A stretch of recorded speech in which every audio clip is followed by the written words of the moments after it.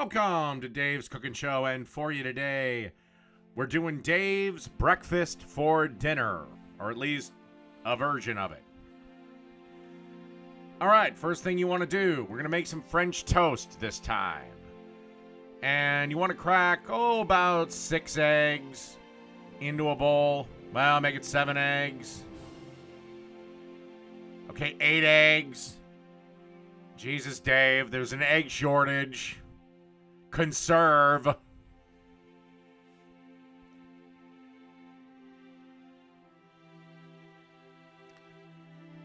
And then this is a mix of cinnamon and sugar. About 3 parts sugar to a part cinnamon. A drop of vanilla extract. And I really mean a drop. A little goes a long, long, long way. And then you just want to start whisking this up. And I might not have shown it, but add a little buttermilk to this mix too. For this recipe, about 1/4 cup to 1/2 cup.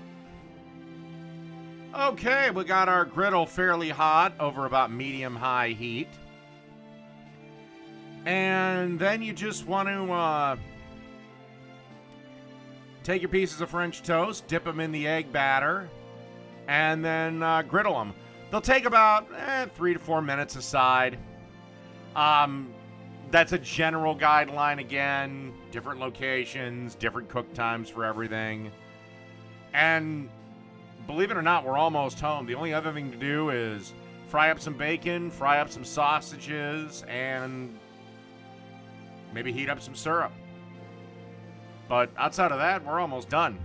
All right, let's give these a couple of minutes to cook up, and let's plate up. All right, let's start plating this sumbitch up.